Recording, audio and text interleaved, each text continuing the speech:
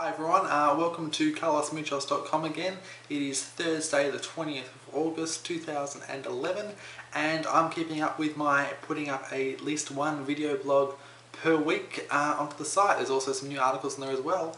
But today's topic of the blog is what would you do in Europe and the UK if you had 30 days to do it in? Why do I make this the topic, you might ask? Well, this week you would have seen, if you've been on the site, you would have seen that I've put up an article, is that we bought our ticket. Well, not all the way, but at least some of the way. During the week, Qantas had a new sale on Australia to Dallas non-stop flight. So it goes from Sydney to Dallas and brand new service, and we're going on it in August. Why are we going on it? It's cheaper, a lot cheaper. Just that one leg, we save $3,000 just by booking it when a sale happens. So if you want a cheap fare, you've got to be able to take advantage of the sale. The other thing is, we don't have to go through Los Angeles Airport, which if anyone has ever been through it, it's pretty much a hellhole. Even the lounges aren't that nice there. Well, I don't know if Dallas is any better. Reviews on the internet seem to suggest it is, so it'll be somewhere different as well. And it's only a one-stop connection from there to Calgary as well, which is where we're having our wedding for a week in August. And then we're going to Europe for 4 weeks. So, for 30 days in Europe, what would you do? That's the topic of today's blog. Post your comments on the carlosmuchos.com video blog page.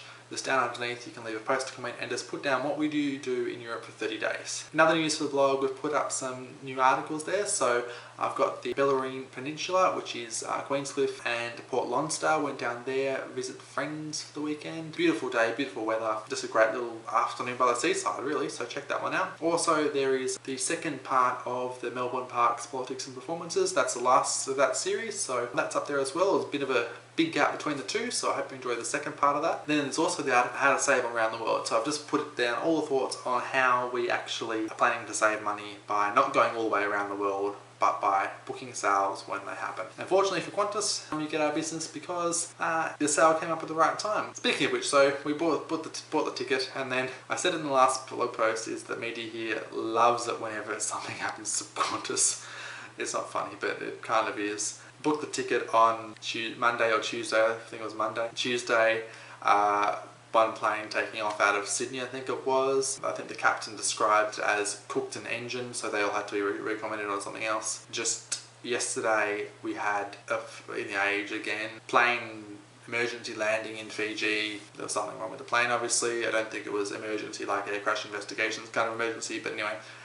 They landed in Fiji and people were transferred on, 20 people or 40 people were transferred on another flight for the Air Pacific. Everyone else had to stay the night and go off. But anyway, so we book a ticket and then everything in the media hits Qantas again. I think personally it's just a little bit of overexcited media or nothing better to write about. Not that I'm bagging them or anything, but the editorialism has probably gone down the toilet when a major newspaper has lots of spelling mistakes in it.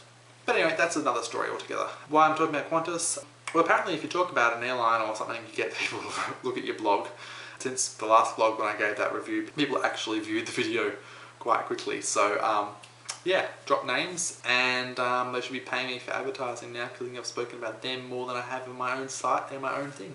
That's right, that was the other thing that I want to talk about is Twitter. I've added a Twitter feed onto my site. Now, I don't really understand what Twitter, well, I understand what Twitter is for.